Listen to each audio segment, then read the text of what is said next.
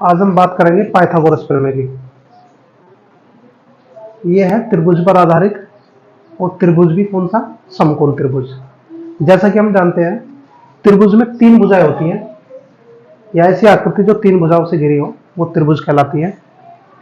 और ऐसा त्रिभुज जिसमें एक कोण 90 डिग्री का हो वो समकोण त्रिभुज कहलाता है। मैथमेटिशियन पाइथागोरस ने समकोण त्रिभुज के लिए एक नियम दिया जिसे कहते हैं, या थ्योरम दी जिसे कहते हैं पाइथागोरस थ्योरम। तो इस थ्योरम में क्या है कि समकोण त्रिभुज में कर्ण पर तीन भुजाएं होती है त्रिभुज में, एक आधार, एक लंब और एक कर्ण। समकोण त्रिभुज में कर्ण पर बने वर्ग शेष दो भुजाओं पर बने वर्गों के योगफल के बराबर होते हैं। यह है पाइथागोरस थ्योरम। अब बात करते हैं कि ये ऐसा होता कैसे है। तो आइए देखिए, बोर्ड पर एक चित्र दिख रहा है आपको।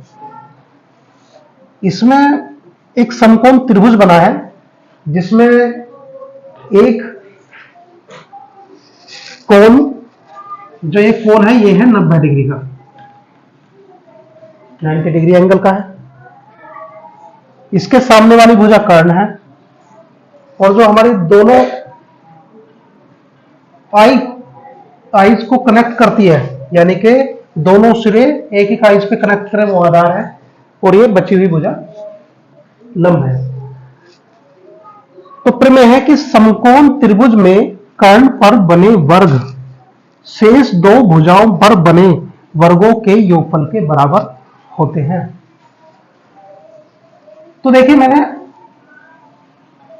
आधार जो लिया है वो 4 यूनिट लिया है, और जो लंब है वो 3 यूनिट है, और जो कर्ण है वो है 5 यूनिट। अब 5 यूनिट मान लीजिए कर्ण है, तो 5 यूनिट ही हमको ऐसा वर्ग तैयार करना है जो 5 यूनिट हो। तो ये भुजा 5 यूनिट हो गई, तो दूसरी 5 होगी, तीसरी भी वर्ग की भुजा 5 यूनिट होगी, और चौथी भी 5 यूनिट होगी। और हर यूनिट पर मैंने एक लाइन खींची है चारों तरफ से, चारों भुजाओं से। इस प्रकार ये वर्ग बन गए हैं, कर्ण पर वर्ग बन गए हैं 5 यूनिट, 5 यूनिट, 5 यूनिट, 5 यूनिट, क्योंकि कर्ण कितना है 5 यूनिट का। तो इस प्रकार से एक वर्ग बना,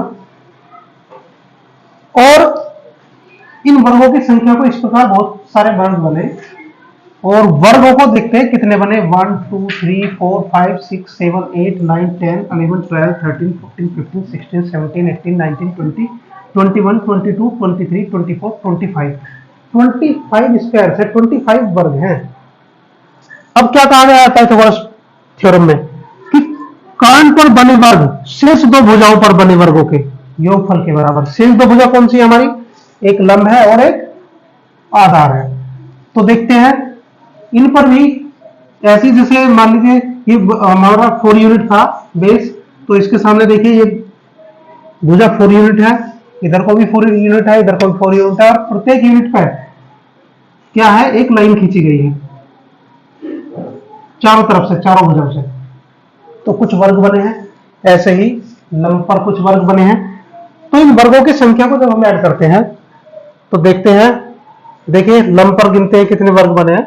1 2 3 4 5 6 7 8 9 10 11 12 13 14 15 16 17 18 19 20 21 22 23 23 24 25। तो टोटल हो गए 25।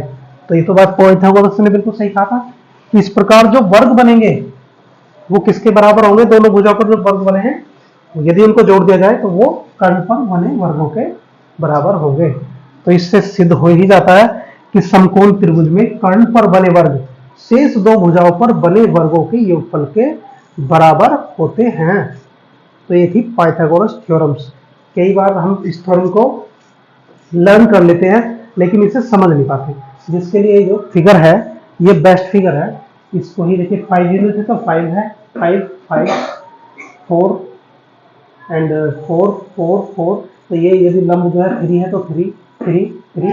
तो इस प्रकार कुछ वर्ग बनाए गए हैं, उनको काउंट किया गया है। थ्योरम के हिसाब से तो सच पाया गया है ये। थैंक्स।